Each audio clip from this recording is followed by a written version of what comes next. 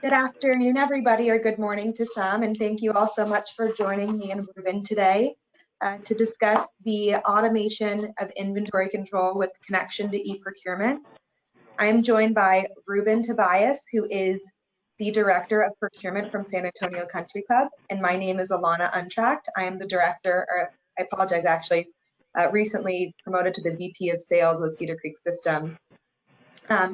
On our agenda today, we will be covering, first and foremost, what is procure to pay. We'll go into a Q&A with Ruben about manual purchasing and inventory. We will discuss our actual eProcurement marketplace and go into the live environment. And within that marketplace, we will go through a series of questions and kind of feedback from Ruben as I navigate through that marketplace. To kick us off, though,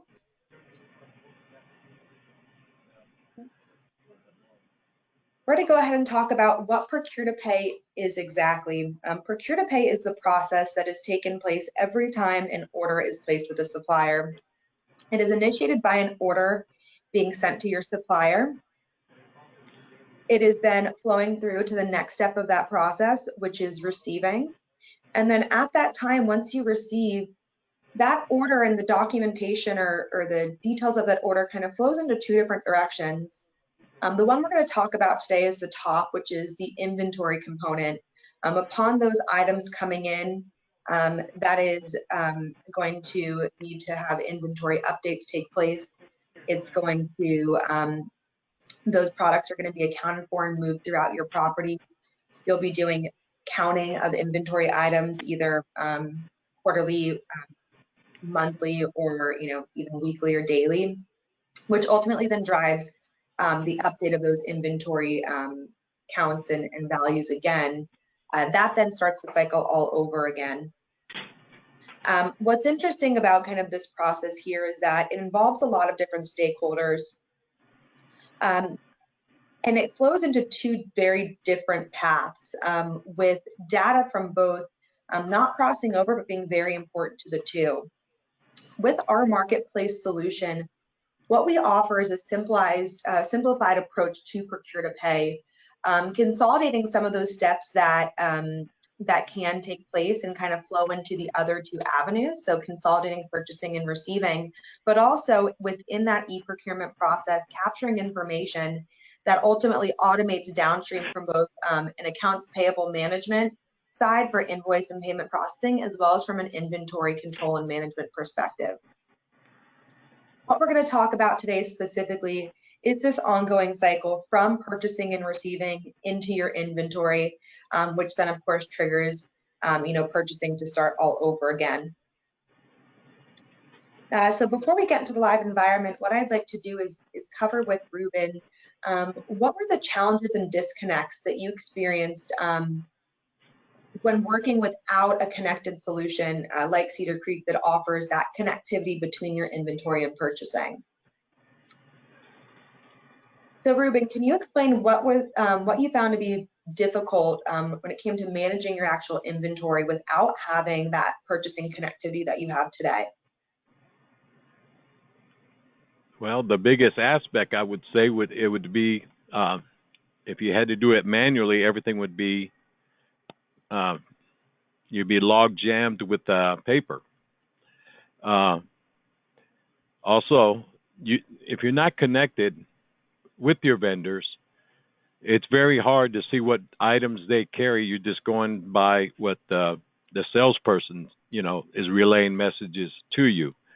If you're connected with different vendors, technically, you can get all the information that you need, you can do research and development, research and pricing, and so forth. The challenging aspect of managing it manually is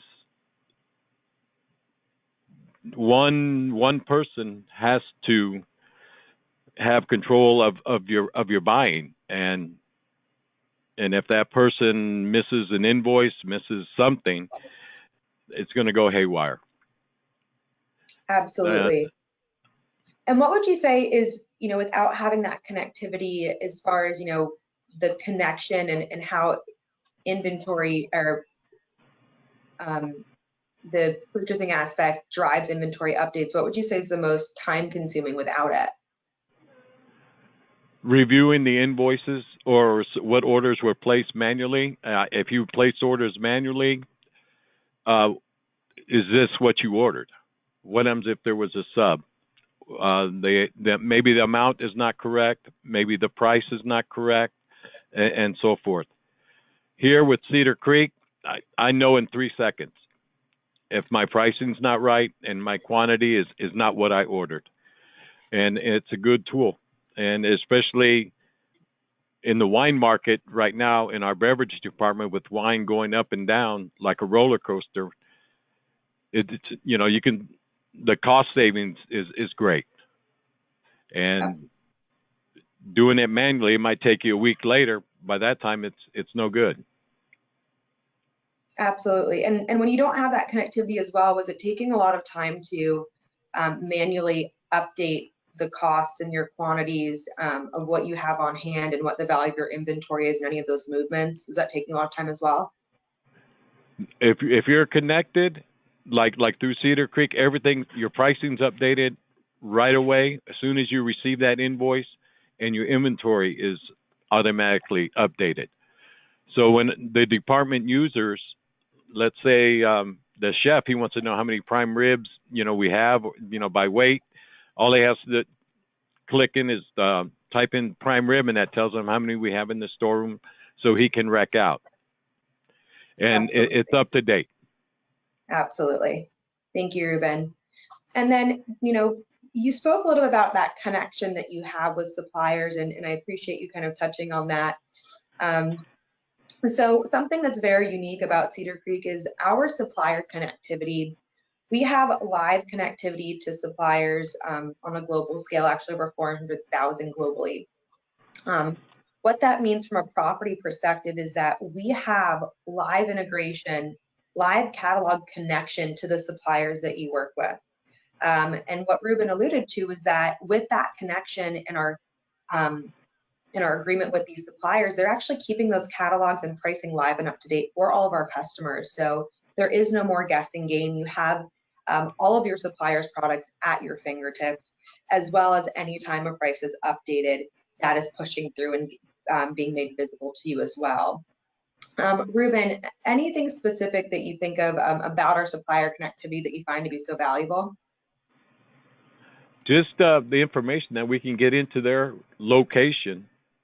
And if we're looking for a different item, it's right there. We just type it in, see what the options are.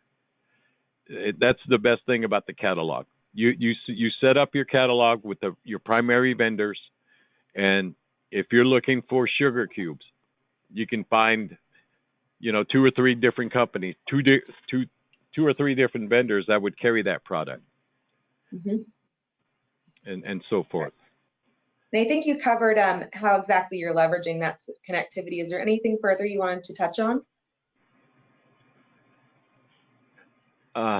At this, no. I'll wait for the Q&A. Perfect. Great. What I'm going to do now is actually take us into that live environment and give everybody a tour of exactly what it looks like and how that connectivity helps to automate and manage your inventory, both from a month's end perspective from counting, as well as throughout the month as products are moving around the property. Perfect. So what I'm in is our marketplace environment. This marketplace is customized to each of our properties that we work with, or the groups that we work with. I've loaded directly into the inventory screen, but you can see down the left side, there's a lot of different functionalities and features that can be accessed. Each property has their own custom marketplace, as well as we can set up custom users with access to only specific functionalities or specific permissions to do certain tasks within the marketplace.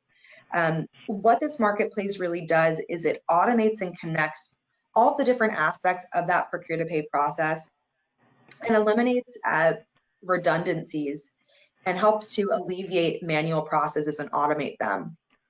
From an inventory perspective, the connection really lies between that connection we spoke about with eProcurement, what actually handles and the purchasing and receiving aspect of the procure-to-pay process. When it comes to inventory, because it's now connected, as Ruben alluded to, he has access to all those different supplier catalogs, as well as the products that they provide. He has inventory storerooms, as I have shown here, that are already built out with the products that he purchases throughout the property, or that his team is requesting throughout the property. With each of these different parts or inventory items, we can have as many different supplier products attached as needed. What this means for you and your team is that they don't have to think about purchasing from, specific products from a specific supplier. They can think about what they need or what you need, and then you have at your fingertips the suppliers that you typically get that from. We can add as many different suppliers to each inventory part as needed. With that comes some unit of measurement conversions, which is all handled in the back end for you, so that you can be assured that even if you're getting product from one supplier who, say, delivers it by the case and another one does it by the liter, the system will automatically make those conversions for you upon receiving and update your inventory counts and values. Outside of having all of your lists here, you also have accessibility to any of your supplier catalogs, as Ruben had mentioned, to search for any products.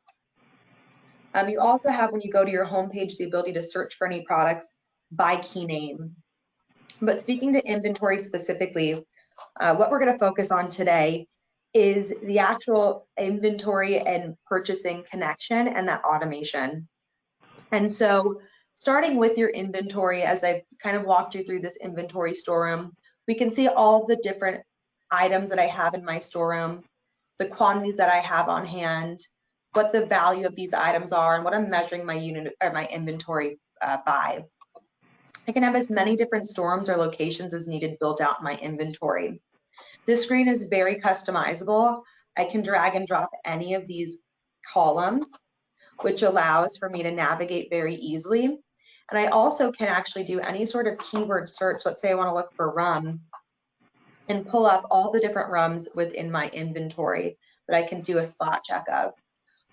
From an actual purchasing perspective, I know that there's some properties who use, a requisition type process, or purchasing based on an active inventory, meaning that they're tracking every time things are moving out of their storeroom.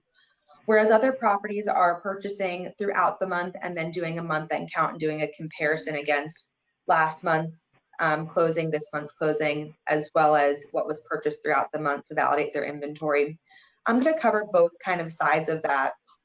For the latter, where you are purchasing items throughout the month and then looking at your total quantities purchased in comparison to what was your month's opening and month's closing.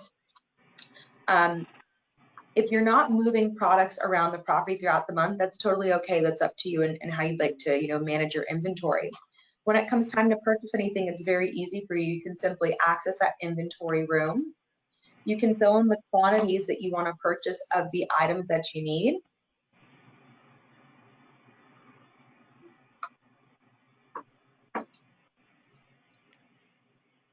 And then I would simply create my PO. We can see here, and I'm just going to write these down so that we can reflect back to them, is that I have 126 liters of Coca-Cola. I have 64 cases of Budweiser, and I have 30 bottles of Fireball, or each of Fireball. Once I create this purchase order, what's going to happen is I'm going to have to fill in the blue fields. It's very simple though. I can use a +1 to say I want this delivered tomorrow, or I can access the calendar. I can select the type of purchase. So this is beverage, and I don't know if you saw, but my GL account already filled in for me. Once I hit OK, my system's now automatically generated 2 different orders for me. So it takes out the need to actually purchase based on or focus your purchasing activity around each supplier, and just focus on commodities so that you can purchase the items you need, and the system's automatically going to split those out for you. When I'm ready to send this to my supplier, I simply hit the submit button right here. We'll get into the receiving part in just a second. I'll show it for both together. For properties that have either formal requisitions that are actually driving inventory purchasing, or for properties that are transferring or tracking the movement of product around their property, we can document that and move those products right from within the platform.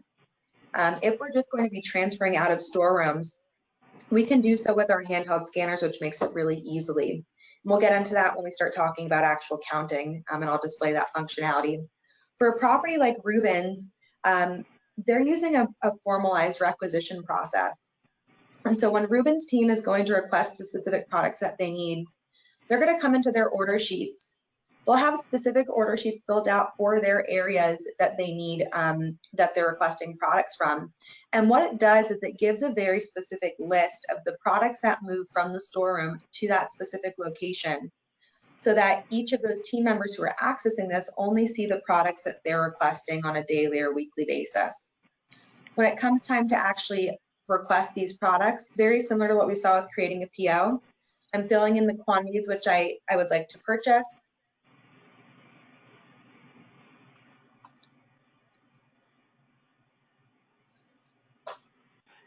I am creating a requisition. I'm selecting the date which I'd like that product to be brought to my location, and I'm selecting the type. Once I hit OK, it gives me the same screen, but in a requisitions perspective, that this is my new requisition that's outstanding. I can always, from either the purchase order or from the actual requisition, I can always look at this document to see exactly what I'm requesting. And then lastly, what I do, just like we'd submit a purchase order, I'm submitting a requisition. I can see now that my status is updated to awaiting fulfillment.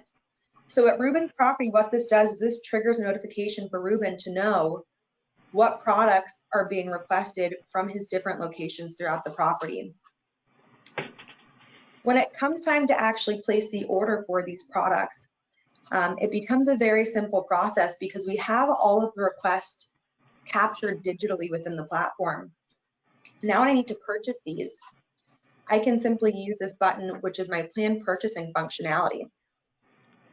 I'm going to select the specific storeroom that I'm purchasing for, and I can look at it a few different ways, but because I just created a requisition, we'll look at it that way. I'm going to put in all of my requisitions, and I'm just making a pretty big date range to make sure I pick everything up. But what this is going to do is generate a report for me of the products that I have a requisition, and we can see here, these are the products that I just put that requisition together for. It's telling me what open requisitions that I have. So what it's actually doing is it's consolidating for me any outstanding requisitions for products. So I'm not having to look at it and consolidate them on my own. It's done it for me. So I can see exactly what's being requested throughout my property. I can see what my par levels are. I can see what on-hand quantities I have of these products in my storeroom today. I can see if I've ordered any products already. And then lastly, it's giving me a suggested order quantity.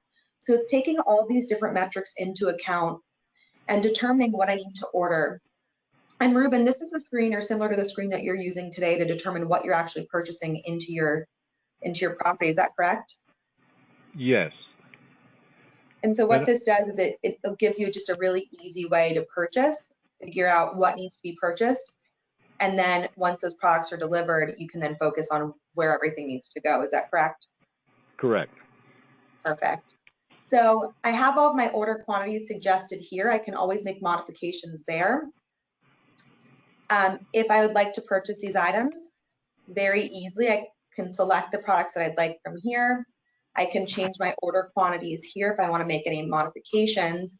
And just as we saw out of the storeroom, I can create that purchase order just as we'd seen before out of the storeroom. So two different ways that we can purchase into inventory to accommodate for any workflows at a property level. The planned purchase screen can also be used if you're transferring products using handhelds, but you're not actually doing formal requisitions. It can do the same type of generation to show you what your par levels are, what you have within that storeroom, and then also make those recommendations as far as what you should bring back into the storeroom. Going over to kind of the receiving side of things, which really helps to automate everything. Before I get in there, what I want to just call out quickly is that my Coca-Cola, as we can see, my on-hand quantity is 126. My Budweiser, I have 64 cases, and my Fireball has 30. And the reason I'm calling that out is because that's the order that was created, and we'll see these numbers are going to update once I receive them.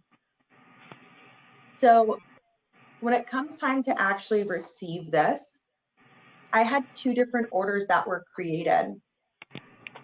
I've already teed them up right here. The first was for my Fireball. The second was for my Coca-Cola and my Budweiser. When those products come in, you're simply using this receive button right here. What the receiving button does is it pulls in the details of that order for me so that I know when BevMo shows up at my property on that day, I'm not guessing what was ordered. I have the details of exactly what was ordered. What happens a lot of times is that there's miscommunication or errors that take place from a receiving perspective that are the receiver's not aware of. Maybe you ordered a bottle of Fireball and the supplier shows up with a case or vice versa. It's a product that's typically purchased at the property, so the receiver doesn't see any kind of indication as to why that would be incorrect. What this screen does is it allows you to identify exactly what should be brought into the property and give your receiver the information that they need to ensure that the products that they're accepting and that are being delivered are in fact what you ordered. When you're going to receive these products, very simply, I can click this right here to receive all. If everything was correct, I can see what the amount is that I'm going to be charged for these products. And if I need to make any modifications, I can at this time. And then I simply hit this receive button right here. What this is going to do now that I've received it is it's going to update my inventory counts and costs. Now, in that order, I had a secondary order that was placed out. It's going to be delivered at a different time. And just really quickly, I'll go in and show you kind of without walking through it, how quickly I can get through this receiving event. I hit T for today. This is exactly what I got, 1 case of Coke and 3 cases of Budweiser. I select to receive all. And I hit my receive button right here. Now, before I move back over and talk about the inventory side, Ruben, can you describe kind of what parts of the receiving functionality that you use from an automation perspective and that you find to be cost saving as well as time saving? Can I just make one note on this receiving that you just did? Yes. It's imperative that you put your invoice number, because at the end of the month, you're going to have accounting with statements, and they're going to ask you to check for, all invoices, and that's how I check to see we process all of our invoices from that one vendor. It's a good, useful tool. Absolutely, and I apologize, I forgot to call out that here that you can put. Now you were testing me on that one. You're right. You passed the test, Ruben. And then also, well, the requisition part. We have many users here at the club, and what we try to do is update any new user and then existing users to make sure that, especially with the GNL codes, that they're coding everything where it should be coded to. And we just give them an update, try once a week, and we go from there. The receiving, also during our little conversation with the department managers that are users, we add or delete from their requisitions. Hey, we don't use this product no more. Let's take it off so we don't reorder it. And so that's a little cost savings there. Or, and vice versa. It's communication between purchasing and the department users. That's the main goal. Absolutely. And it's also from a receiving perspective, it's making sure, again, that what you're bringing into your inventory is actually what's needed in the first place, right? It's what's actually, matching what you'd ordered, because that's what's being requested throughout the property. Yes, and then also when you're receiving invoices and processing invoices, it's a good tool from your purchase order that you're looking at the amounts, what was ordered, the cost was charged for that item, and you just look for any variances. And if we have a situation, it's notified right away. Absolutely. Thanks so much. And just looking at our time, so what we'll see here though is going back into my inventory. I actually haven't updated my screen yet, but we can see 126 Coca-Cola. We can see my Budweiser's at 64, and again, we can see my Fireballs at 30. Once I update this,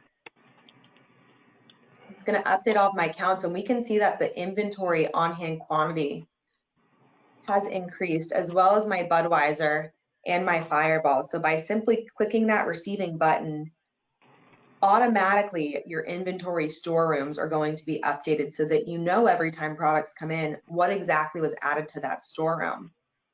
This becomes extremely helpful if the person who's purchasing those items is not the person who's receiving them, that they have that visibility to know exactly what is in their storeroom. From a requisitions perspective, the last step would be that Ruben's doing for his team is this is awaiting fulfillment. Ruben would be able to then fulfill this actual requisition for his team. And by fulfilling it, he can indicate exactly what he sent over, and it would then in turn move it away from his storeroom and allocate it to the new location where that product was moved to.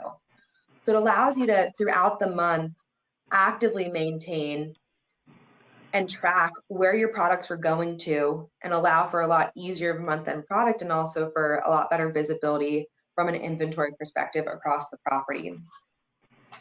The last thing I will talk about is our scanning technology. We acquired the AccuBar technology a number of years ago, which enabled us to have a very user-friendly inventorying experience. Instead of having to, write down the quantities that you are counting at the end of the month and then updating a spreadsheet or some sort of tracking mechanism, our technology allows for it to be done in one easy to use scanning technology. And so I'm just going to mirror my scanner for you now so that you can see it.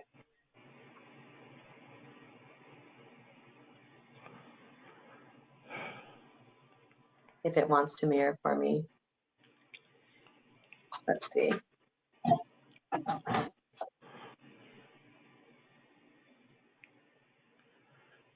Let's try it one more time.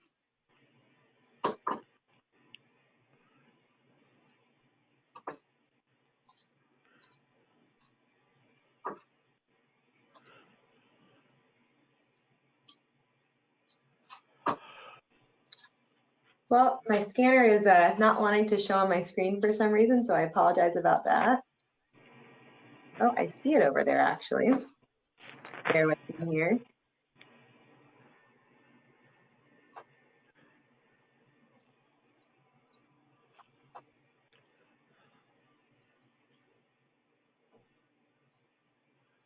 We'll get this up for you. And Ruben, while I'm getting this up, anything else that you'd like to kind of share with the group and kind of walk through how you're actually using the scanner from a accounting perspective? We use the handheld scanners in our beverage outlets, and the response I got from the users is excellent. What I like about it, time to take the inventory is reduced, and then also the accuracy of the inventory. It's unbelievable. But the main thing is what we found out, it's user friendly. Absolutely.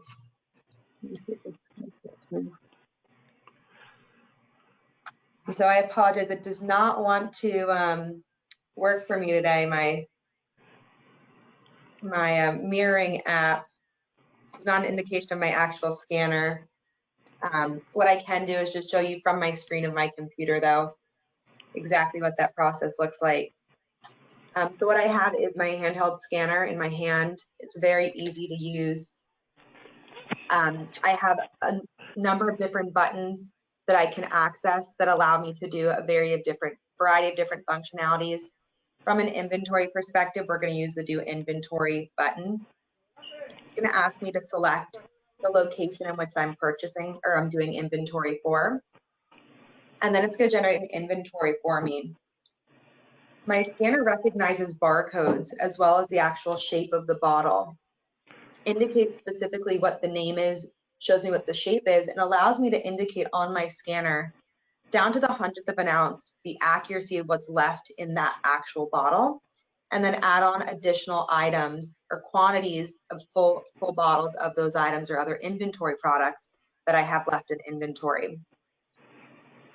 Once I'm done with this specific item, I simply hit the OK button and move on to the next one. Once I'm done with my count, it's uploaded electronically into the marketplace, which then updates your inventory counts and costs and generates a number of reports from an inventory perspective. So allows for a very easy flow from both the purchasing to receiving side. Perfect. Well, it looks like we are out of time.